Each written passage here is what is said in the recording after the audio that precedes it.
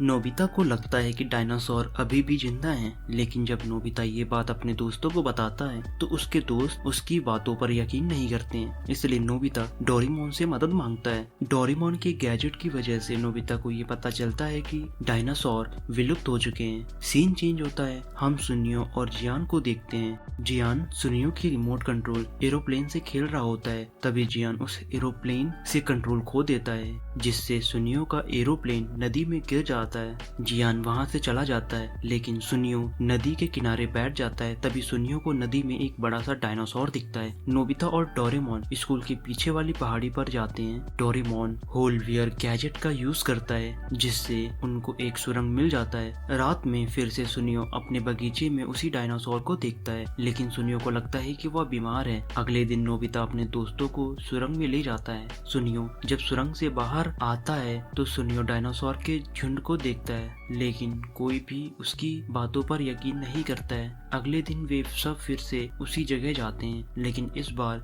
सुनियो अपने साथ कैमरा लेके जाता है ताकि वो डायनासोर को रिकॉर्ड कर सके। इसलिए सुनियो एक गुफा में चला जाता है और रास्ता पता न होने की वजह से सुनियो गुफा में खो जाता है। तभी कुछ नाइट डायनासोर पर सवार होकर आते हैं और सुनियो को पकड़कर अपने साथ ले जाते हैं। उन्हें लगता है कि सुनियो घर चला गया है, तो वे सारे लोग अपने अपने घर चले जाते हैं। अगले दिन उनका वो गैजेट ट्रक की वजह से टूट जाता है, जिससे सुरंग में जाने का रास्ता बंद हो जाता है। जब उन्हें ये पता चलता है कि सुनियो काफी दिनों से घर नहीं गया है, तो नोबिता और डोरेमोन सुनियो की कैमरे की रिकॉर्डिंग देखने लगते हैं, जिससे उन्हें उसी एरोप्लेन के बारे में पता चलता है जो नदी में गिर गई थी। इसीलिए रात में वे सब नदी के किनारे उसी जगह पर जाते हैं जहाँ पर वो एरोप्लेन गिरा था। वे सब उस एरोप्लेन को ढूंढने के लिए नदी में जाते हैं, जहाँ पर उन्हें एक रास्ता मिलता है, जिसके अंदर जाते ही वे सब अंडरवर्ल्ड की दुनिया में पहुंच जाते हैं, जहाँ उन्हें कुछ कप्पास पकड़ लेते हैं। लेकिन एक नाइट आके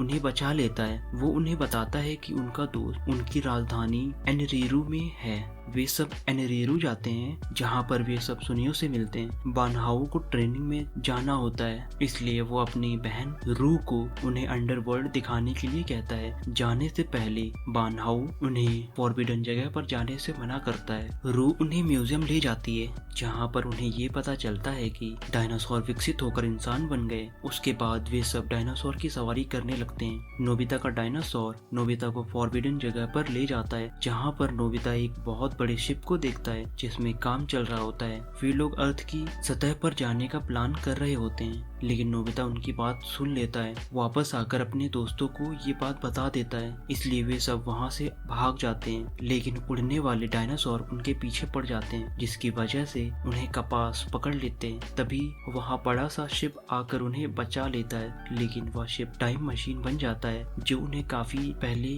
के समय पर ले आता है। अंडरवर्ल्ड के लोगों को ये लगता है कि डायनासोर के विलुप्त के पीछे सतह के लोग हैं। ये सब जानने के बाद नोबिता और उसके दोस्त उस जगह से भाग जाते हैं और उस जगह के पास अपना कैंप बना लेते हैं। तभी शिजुका को एक कॉमेट अर्थ की तरफ आते हुए दिखता है। जब कॉमेट अर्थ से टकराता है तो एक विशाल सुनामी आती है। सारे नाइट भागने लगते हैं। डोरेमोन सुनामी से बचने के लिए सरफेस में विस्फोट करके सुरंग बनाता है। पानी हटने के बाद वे सब सतह पर आते हैं। डोरेमोन उन्हें बताता है कि कॉमेट की वजह से सारे पेड़ और जानवर मर जाएंगे, सब कुछ नष्ट हो जाएगा, कुछ भी नहीं बचेगा। ये सुनकर नाइट दुखी हो जाते हैं, इसलिए डोरेमोन और वे सारे मिलकर एक अंडरवर्ल्ड दुनिया बनाते हैं। इस तरह से वे डायनासोर को विलुप्त होने से बचा लेते हैं। वे लोग उन्हें हीरोज मानते हैं और उनकी यादों को मिटाए बिना अर्थ की सतह पर भेज देते हैं।